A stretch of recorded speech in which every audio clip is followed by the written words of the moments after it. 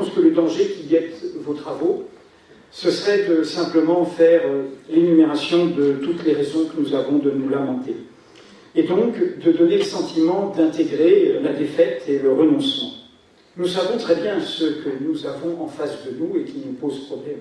Une question subjective qui est un effondrement de la politique républicaine.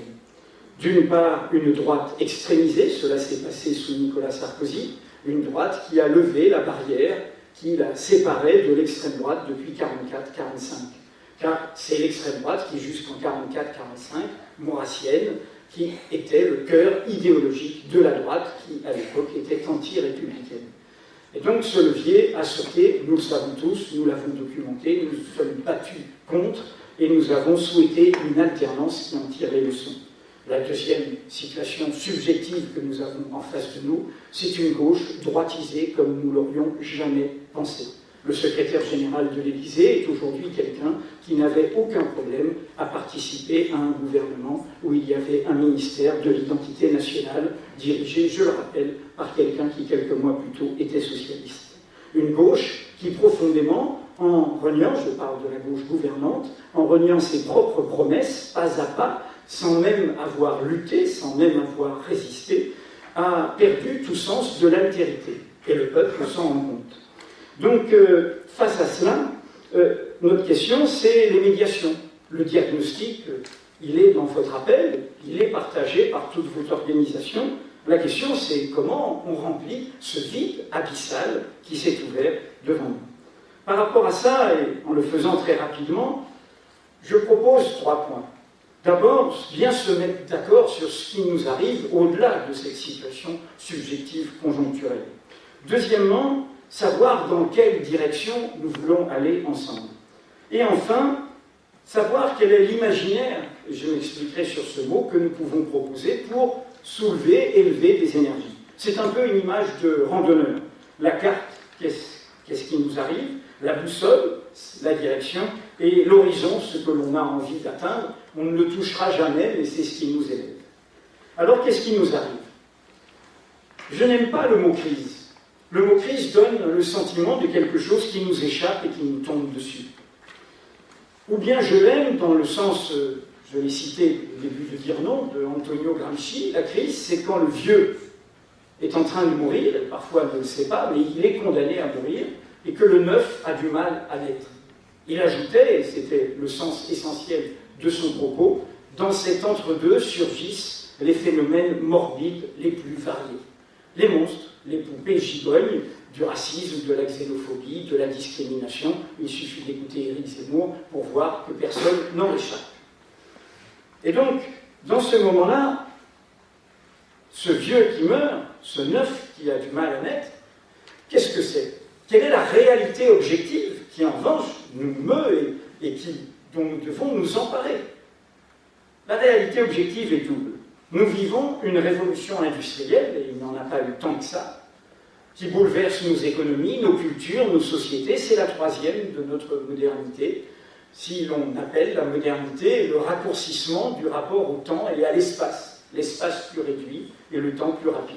La première, fin 18e, c'est la machine à vapeur. La deuxième, fin 19e, c'est l'électricité, puis l'énergie fossile du pétrole. La troisième, c'est le numérique. À chaque fois, un ébranlement fondamental, géopolitique, et qui appelle évidemment, et c'est ce qui s'est passé dans les précédentes, bien que la deuxième ait mal fini en 1914, un surgissement démocratique. Une réponse démocratique qui soit le levier d'action où la souveraineté populaire peut s'emparer des défis en même temps qu'il y a des adversaires dans des moments comme cela. Mais à cela s'ajoute un autre ébranlement qui explique notre langueur. Car ces problèmes que je viens de décrire, objectifs, sont vécus par toutes sortes d'autres sociétés sous d'autres latitudes, en Afrique, en Asie et en Amérique du Sud. Or, vous n'y sentez pas la langueur française. Malgré toutes les difficultés, vous sentez des gens qui ont un dynamisme, qui se battent. Il suffit d'écouter les gauches latino-américaines et leurs inventions autour du buen vivir. Et donc, le problème, c'est la fin d'un cycle qui a 5 siècles. Un décentrement du monde. En même temps qu'il y avait la Renaissance, il y avait cette désorientation qui fut la nôtre. Nous avons oublié notre Orient, nous avons inventé l'Occident. C'est Colomb, ça commence, c'est l'unification du monde, c'est le début de la globalisation. Depuis 5 siècles, l'Europe et sa projection nord-américaine donnent le là du monde. Aujourd'hui, c'est 15% de la population mondiale. L'Europe et les États-Unis et l'Amérique du Nord. Eh bien non, nous ne donnerons plus le là du monde. Ce qui se passe dans d'autres sociétés, cas un cas, et pourquoi donnerions-nous des leçons? Nous savons que les révolutions sont suivies de contre-révolutions. Il a fallu un siècle pour que notre République soit chez elle. Eh bien, c'est le cycle qui a commencé dans les années 50. Le cycle de Bandung, le cycle du tiers-monde, le cycle des indépendances, le cycle de la fin du paternalisme colonial ou du fraternalisme de gauche, comme disait Aimé Césaire. On fait notre chemin nous-mêmes. Eh bien, ils font leur chemin eux-mêmes. Et ils le font, ombre et lumière, progrès, régret. Et donc, nous sommes dans ce moment-là, dans cette bataille qui est celle d'une réalité objective. La perte d'un rapport du fort au faible. Désormais, il va falloir inventer l'inverse. Sentir la faiblesse du monde, sentir son tremblement, sentir sa fragilité et ne plus être dans ce rapport du fort au faible, comme était le nôtre pendant si longtemps, et évidemment pendant l'aventure coloniale. Et d'autre part, dans le cadre de cette révolution industrielle, comprendre que c'est une bataille, comme toute révolution industrielle, entre progrès et régret. Quand il y a une révolution industrielle, eh bien, le capital il en profite pour accroître ses marges et faire baisser la part des salariés. Et puis la spéculation financière augmente.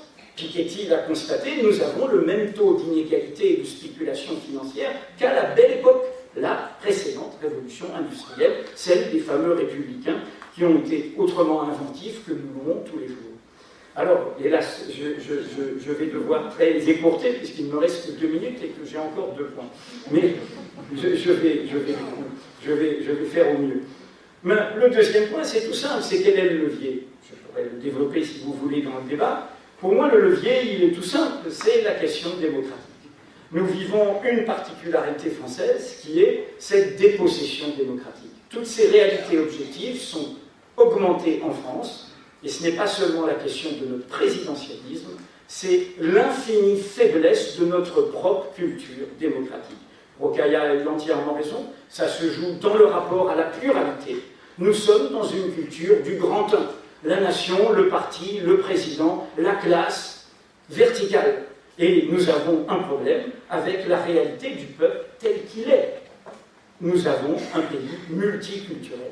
Et nous brandissons en effet, comme un curé brandirait la croix face au diable, le mot communautarisme face à la réalité de notre peuple, qui est multiculturel, qui l'est profondément, c'est notre richesse, et c'est celle-là que nous devrions libérer. Et ce problème démocratique, nous l'avons dans les organisations politiques, nous l'avons dans les syndicats, qui sont très faiblement dans leur base sociale et qui sont plus tenus évidemment par des militants professionnels, comme la politique, c'est ce que documentent nos affaires de corruption, est aux mains de professionnels, et qui, au fond, ont dépossédé le peuple de ces instruments-là. C'est pour ça que dans votre appel, je critiquerai un mot, le mot populisme.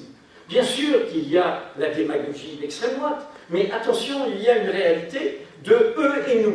Quand vous écoutez ce que fait Podemos en Espagne, leur invention, ils ont obtenu 10% aux élections dernières, et ils sont crédités très fortement dans les sondages, ils posent cette question.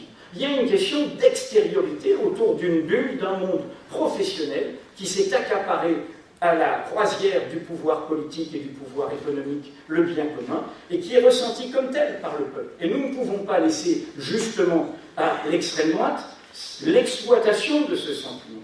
Mon troisième point est tout simple, c'est qu'il nous faut un imaginaire.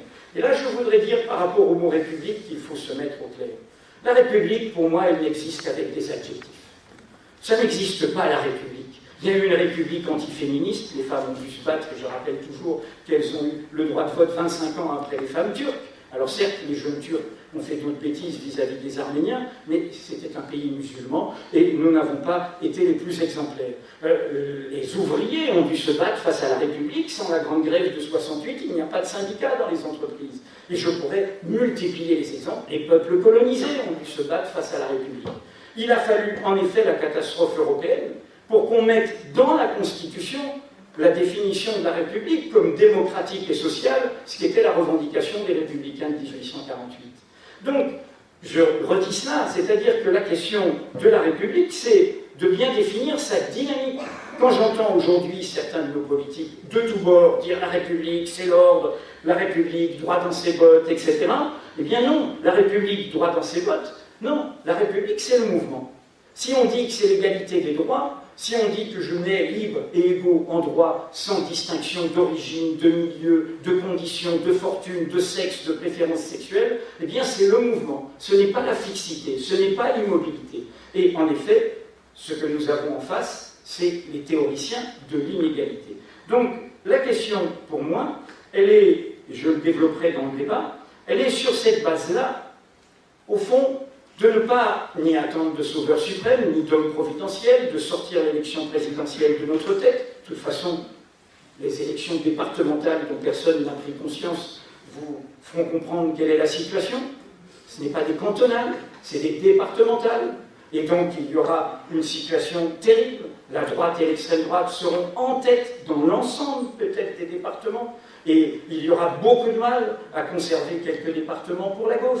C'est une réalité qui est là devant nous. Donc, il faut repartir du terrain, comme vous voulez le faire. Et pour ça, je pense, et je le développerai dans le débat, qu'il faut avoir un fil conducteur qui sont les causes communes.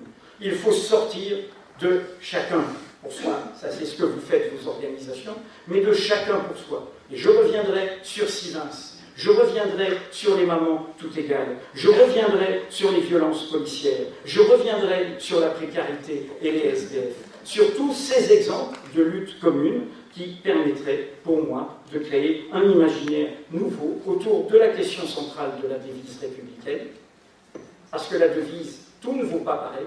La liberté, ça peut être la liberté de s'enrichir, la fraternité, et ça peut être la possibilité de choisir ses frères. Ce qui fait la dynamique de la devise républicaine, c'est ce mot d'égalité. Et notre adversaire de droite extrême ou d'extrême droite, notre adversaire, il existe intellectuellement depuis toujours, depuis Barès, depuis Maurras, c'est ceux qui pensent que l'inégalité est naturelle, que les hommes sont supérieurs aux femmes, et ainsi de suite, des civilisations, des religions et tout. Donc la question de l'égalité est au cœur, pour moi, de la question que nous devons raviver dans les luttes concrètes et dans les causes communes. Merci.